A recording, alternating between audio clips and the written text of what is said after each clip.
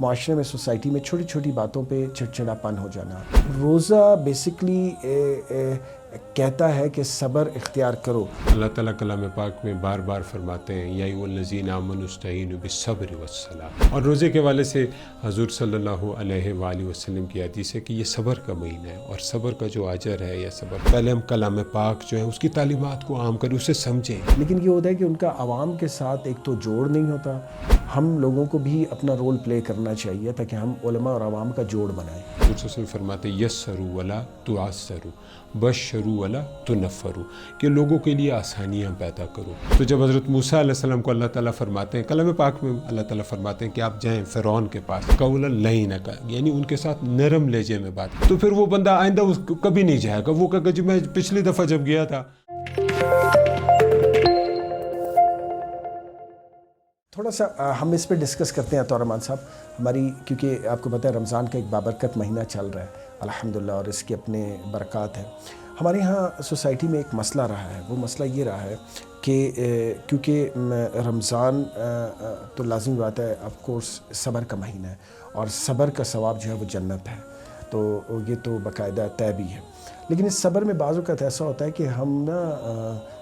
Intentionally یا ان intentionally ہم رمضان میں نا اس صبر والے کانسیپٹ کو سمجھ نہیں پاتے، یا پتہ نہیں کیا ہو جاتا ہے ہم سے. کہ آپ نے دیکھا ہوگا معاشرے میں سوسائٹی میں چھوٹی چھوٹی باتوں پہ چڑچڑاپن ہو جانا، لڑائیاں ہو جانا، گھروں میں عورتوں کے ساتھ لڑائی، اور بازار میں یا جاب کی جگہ پہ، پروفیشنل جگہ پہ ادھر لڑائیاں ہو جاتی ہیں.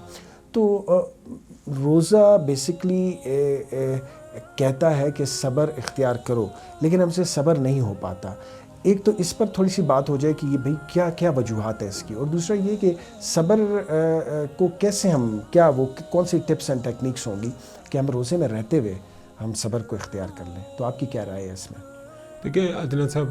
اللہ تعالیٰ کلام پاک میں بار بار فرماتے ہیں یا ایھا الذین آمنوا استعینوا بالصبر والصلاۃ، کہ ایمان والو تم مدد حاصل کرو صبر سے اور نماز سے. اور اس کے ساتھ ساتھ اور بھی آیات ہیں کلام پاک میں، آپ اسے بخوبی آگاہ ہیں، جس میں اللہ تعالیٰ مسلمانوں کو کہتے ہیں کہ آپ نے مدد لینی ہے نماز اور صبر سے. یعنی یہ صبر جو ہے اللہ تعالیٰ کی رحمت کے لیے، اللہ تعالیٰ کی نصرت کے لیے صبر جو ہے بہت زیادہ ضروری ہے. اور روزے کے حوالے سے حضور صلی اللہ علیہ وآلہ وسلم کی حدیث ہے کہ یہ صبر کا مہینہ ہے، اور صبر کا جو اجر ہے یا صبر کا جو ثواب ہے وہ جنت کے سوا کچھ بھی نہیں. اب بات آپ کی بڑی خوبصورت کہ یہ صبر ہماری زندگی میں آئے کیسے. لیکن کیونکہ ہم جب دیکھتے ہیں ہماری اپنی سوسائٹی کو، اپنی سوسائٹی میں افسوس کے ساتھ یہ کہنا پڑتا ہے، جس کے لیے ہم سب ذمہ دار ہیں، کوئی بھی اس سے بری ذمہ اپنے آپ کو نہیں کہہ سکتا.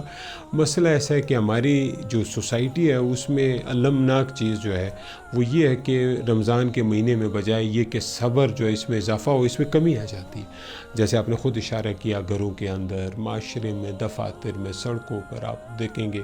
سڑک پہ ٹریفک پہ لوگ لڑ رہے ہیں، گالیاں دے رہے ہیں. اور ہمارے یعنی جو ہمارا جو صوبہ ہے اس میں تو ایک اور جو ٹریجک سچویشن ہے وہ یہ ہے کہ یہاں پہ جو دشمنیاں مین جو ہوئی ہیں مختلف زونز میں، ہم زون کا نام نہیں مینشن کرتے،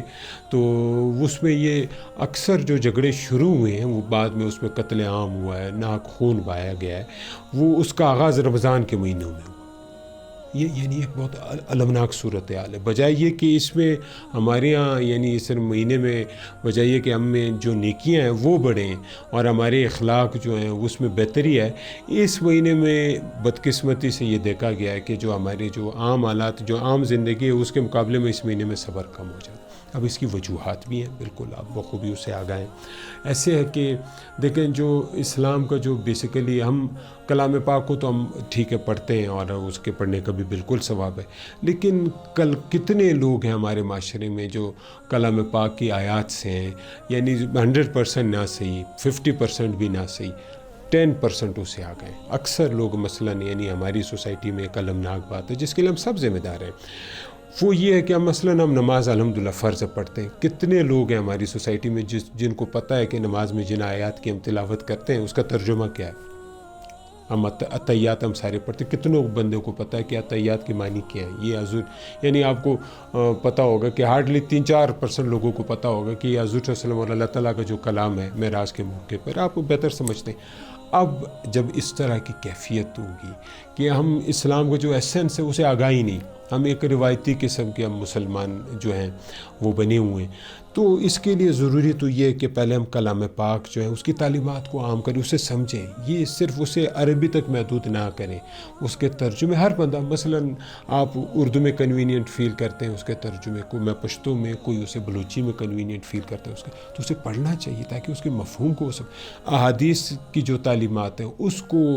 یعنی اس کو پھیلانا چاہیے، اور اس میں خصوصی ذمہ داری جو ہے وہ علماء کریں، کیونکہ جب ہم یہ جب ایسنس کو سمجھ جائیں گے پھر یہ صبر، پھر ہم سمجھیں گے کہ واقعی روزے کا تو کانسیپٹ ہی ہے اور میں کیا کر رہا ہوں۔ اچھا، ہمارے یہاں یہ بھی مسئلہ ہوتا ہے عوام اور علماء کے درمیان میں نا ایک گیپ بھی بہت ہے۔ اچھا، اب مسئلہ یہ ہوتا ہے کہ کیونکہ ہم ایز اے شریعت کے طالب علم کی حیثیت سے ہم اپنی اکیڈمی میں پڑھا بھی رہے ہیں اور سیکھ بھی رہے ہیں، آپ بھی پڑھا رہے ہیں اور سیکھ رہے ہیں، ہم جب یہ دیکھتے ہیں کہ معاشرے میں نا لوگ ہم سے مسائل پوچھتے ہیں، حالانکہ ہم کوئی ریکگنائزڈ عالم نہیں ہیں، آپ بھی نہیں ہیں، میں بھی نہیں ہوں، لیکن یہ کہ وہ ہمارے ساتھ بہت کمفرٹیبل ہوتے ہیں۔ شاید میں سمجھتا ہوں طور صاحب اس کی ایک وجہ یہ ہے کہ ہم نے نا ان کو اسپیس دیا ہے،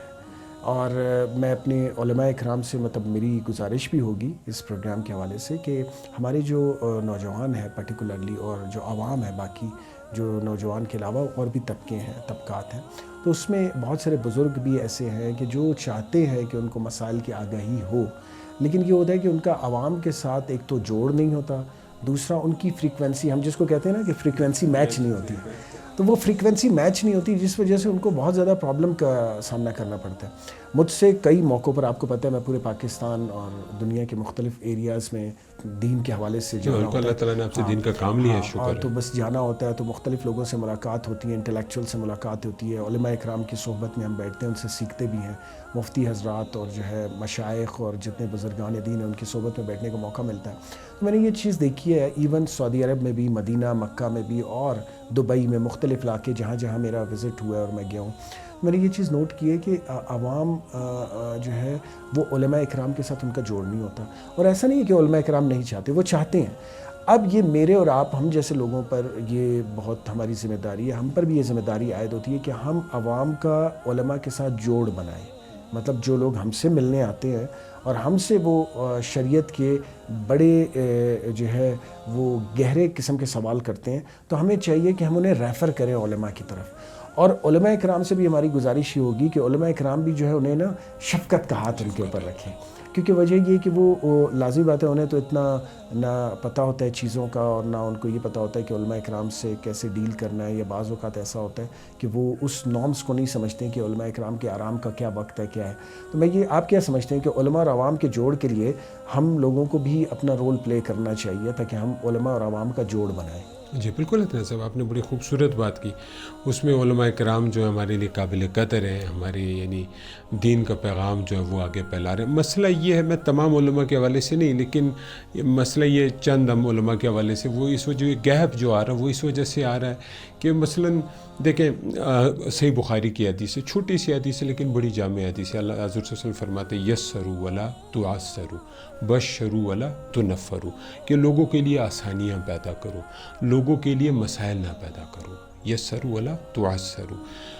بشروا ولا چار الفاظ ہیں، بشروا ولا تنفروا، لوگوں کو خوشخبریاں دو، ان کو دین سے متنفر نہ کرو۔ اب دیکھیں حضور صلی اللہ علیہ وسلم کی حدیث ہے، بڑا جامع واقعہ ہے، حضور صلی اللہ علیہ وسلم مسجد نبوی میں بیٹھے ہوئے ہیں، صحابہ اکرام رضوان اللہ اجمعین ان کے ساتھ ہیں، ایک بدو آیا مسجد نبوی میں، اب اس نے اپنا جو وہ ایک تقاضا جو تھا وہ پورا کرنے کے لیے، کال آف نیچر کرنے کے لیے بیٹھ گیا۔ اب صحابہ اکرام دوڑ پڑے اس کو مارنے کے لیے، یا مثلاً تو مارنے اگر یا اس کو روکنے کے لیے، تو حضرت صلی اللہ علیہ وسلم نے ان کو کہا نہیں رک جاؤ، پھر ان کو جب فارغ ہوا پھر ان کو اچھے طریقے سے سمجھایا۔ اب اس کا اب دیکھیں اگر اس کو سختی سے روکا جاتا تو اس کا کیا اثر ہوتا، اور جو طریقہ حضور صلی اللہ علیہ وسلم نے اپنایا اس کا پھر کیا اثر ہوا۔ اور پھر قرآن پاک میں جب حضرت موسیٰ علیہ السلام کا ذکر آتا ہے، تو جب حضرت موسیٰ علیہ السلام کو اللہ تعالیٰ فرماتے ہیں، کلام پاک میں اللہ تعالیٰ فرماتے ہیں کہ آپ جائیں فرعون کے پاس، اس کو میرا جو پیغام ہے وہ دیں، دین کا، اللہ تعالیٰ کی باتیں نہیں، تو ان کو فرماتے ہیں کہ آپ ان سے نرم مزاجی کے ساتھ، نرم لہجے میں ان کے ساتھ بات قولا لینا کا، یعنی ان کے ساتھ نرم لہجے میں بات. اور ہمارے یہاں وہ مختلف زبانوں کے محاورے ہیں، وہ کہتے ہیں کہ جی زبان سے کسی نے پوچھا کہ اتنے سخت جو دانت ہیں ان کے درمیان آپ کا گزارا کیسے ہو جاتا ہے، تو اس نے کہا میں نرمی کے سبب پہ میری نرمی. یہ دیکھیے نرمی جو ہے نا اگر انسان میں، تو علماء اکرام کی بھی ذمہ. دیکھیں ہم ہمارے جیسے کمزور لوگ آئیں گے، ہو سکتا ہے دین کے حوالے سے ہم کوئی سخت بات کرتے ہیں جیسے ہماری کم علمی کی وجہ سے ہم، تو علماء اکرام کو چاہیے کہ وہ بات تحمل سے اس کو اچھے طریقے سے، اگر وہ بھی سختی کریں اوپر سے تو پھر وہ بندہ آئندہ کبھی نہیں جائے گا. وہ کہے گا جی میں پچھلی دفعہ جب گیا تھا تو فلانا نے میرے ساتھ اس طرح کیا. تو ایک جو فیکٹر ہے وہ یہ فیکٹر نرمی. اور ہمارا دین ہمیں نرمی سکھاتا ہے. اور حضور پاک صلی اللہ علیہ وسلم کے ہم سب سیرت پڑھتے ہیں، آپ تو پڑھاتے بھی ہیں، ہم بھی پڑھتے ہیں، اور جب یہ دیکھتے ہیں اس چیز پر تو حضور پاک صلی اللہ علیہ وسلم کی زندگی میں ہمیں نرمی نظر آتی ہے. اور صحابہ رضی اللہ تعالیٰ نے، ایون کہ صحابہ رضی اللہ تعالیٰ نے فرمایا کہ حضور پاک صلی اللہ علیہ وسلم اگر ہمیں، حضور پاک صلی اللہ علیہ وسلم ہمارے ساتھ نرمی سے پیش نہ آتے تو کبھی بھی ہم ان کے ساتھ نہ چلتے. تو یہ ان کی برتاؤ کی وجہ سے ہم ان کے ساتھ چلتے تھے. اور حضور پاک صلی اللہ علیہ وسلم جب صحابہ کے ساتھ ہوتے تھے تو پتہ ہی نہیں چلتا تھا کہ نبی کون ہے، اتنا گل مل جاتے تھے. تو میں یہ سمجھتا ہوں کہ علماء کرام کا اپنا ایک رول ہے اور بہت امپورٹنٹ رول ہے، اور وہ ہمارے سروں کے تاج ہیں، ہمارے لیے بڑے قابل احترام ہیں. لیکن اس میں یہ ہے کہ وہ صبر کا مادہ علماء کرام سے بھی ہم چاہتے ہیں، ہم ایکسپیکٹ کرتے ہیں کہ وہ بھی صبر کے مادے پہ تھوڑا سا شفقت کا ہاتھ رکھیں، اور عوام جو ہے وہ بھی کوشش کرے کہ وہ علماء کے ساتھ اپنا جوڑ بنائے تاکہ مسائل کا علم جو ہے وہ علماء کے پاس جا کے سیکھیں. فضائل ہم ان کو بتا سکتے ہیں، ہم انہیں بتا سکتے ہیں جو ہمارے پاس علم ہو، لیکن یہ ہے کہ پھر بھی علماء کرام کی جو ہے وہ ہر شعبے میں، مطلب ہر شعبے کے اندر علماء کرام کی اپنی اہمیت اور ضرورت بھی ہے. تو اسی کے ساتھ آج کی ہماری ڈسکشن جو ہے اس پر ختم کرتے ہیں. تو اس طرح رمضان کے اور بھی پروگرام ہم